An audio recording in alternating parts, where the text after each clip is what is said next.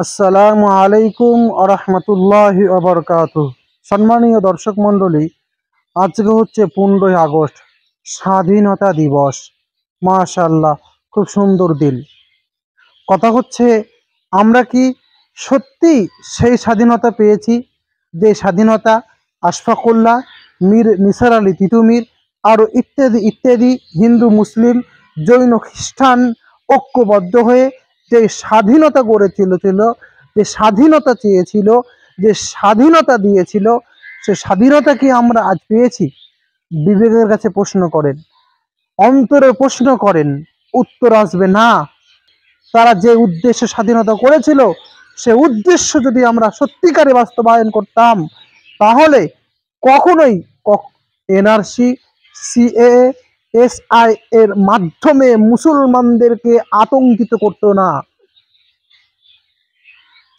যদি আমরা সত্যিকারে সেই স্বাধীনতা পেতাম, তাহলে এনআরসির ভয় দেখিয়ে মুসলমানদেরকে আতঙ্কিত করতো না। যদি আমরা সেই স্বাধীনতা সত্যিকারে পেতাম, তাহলে ভারতবর্ষের বুকে হিন্দু মুসলিম সুন্দর ঐক্যকে, ভ্রাতৃত্বকে নষ্ট করতো না।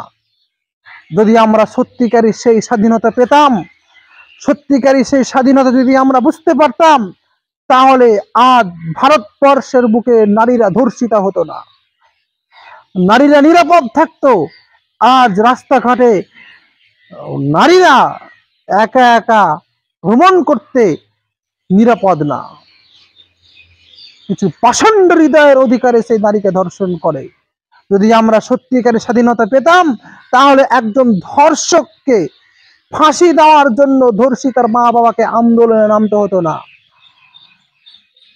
যদি আমরা সত্যিকারী স্বাধীনতা বুঝতে পারতাম, তাদের স্বাধীনতা সত্যিকারে যদি আমরা বাস্তবায়ন করতাম, তাহলে একজন ধর্ষিতা অবশ্যই অবশ্যই ন্যায় বিচার পেত। ধর্ষকদেরকে ফুলের মালা দিয়ে সম্বর্ধনা জানাতাম না। আজ আমরা সত্যিকারে যদি এই ভারতবর্ষের স্বাধীনতা পেতাম, তাহলে রাজনৈতিক কিছু সুবিধাবাদী রাজনৈতিক দলের কারণে, নেতার কারণে হিন্দু মুসলিম করতাম না। যদি সত্যিকারের স্বাধীনতা তারা বুঝতো, তাহলে কখনোই হিন্দু মুসলিম করে ভারতবর্ষকে এক অনৈতিক, হিন্দু মুসলিম করে ভারতবর্ষকে কখনোই দ্বিখণ্ড করতো না। কখনো এরকম আচরণ তাদের মধ্যে দেখা যেত না। হিন্দু মুসলিম করে ভারতকে মনে হচ্ছে দ্বিখণ্ড করে দিয়েছে তারা। কিছু রাজনৈতিক দল তাদের সুবিধা ভোগ করার জন্য, তাদের সুবিধা নেওয়ার জন্য হিন্দু মুসলিম করে ভারতবর্ষের ভ্রাতৃত্বকে নষ্ট করছে, সংবিধানকে নষ্ট করছে। স্বাধীনতার যে আসল মূল উদ্দেশ্য, সেই আসল মূল উদ্দেশ্যকে তারা নষ্ট করছে। কোথায় স্বাধীনতা? কোথায় আপনি স্বাধীনতা পেয়েছেন? যে দেশের স্বাধীনতার, যদি আমরা সত্যিকারের স্বাধীনতা পেতাম, চাকরির জন্য আন্দোলন করতে হতো না। স্বাধীনতা আমরা সত্যিকারই পাইনি।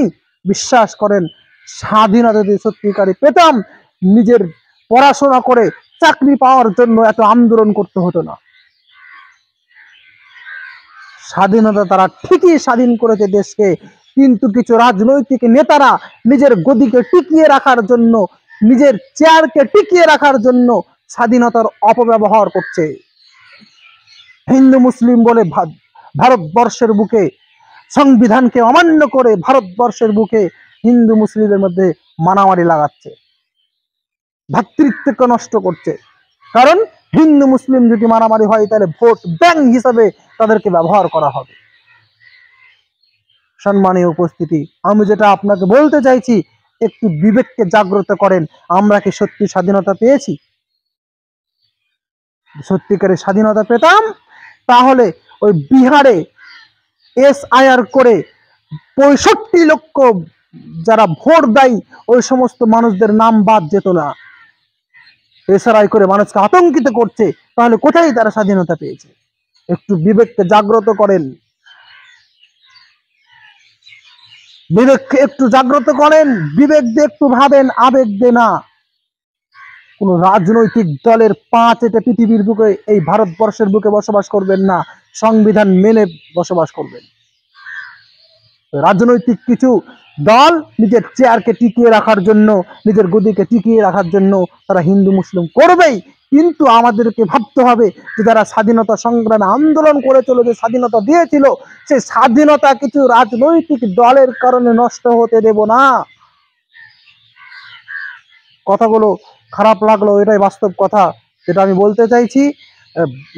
সেই যুগের আলেম ওলামারা যে ভারতবর্ষের স্বাধীনতার জন্য সংগ্রাম আন্দোলন করেছিল, যে স্বাধীনতা তারা চেয়েছিল, আমরা যেন সেই স্বাধীনতা বহিঃপ্রকাশ করতে পারি। 15ই আগস্ট আমাদেরকে সেই চেতনা, সেই ভাবনা আমাদেরকে যেন ভাবাই। আসসালামু আলাইকুম ওয়া রাহমাতুল্লাহ।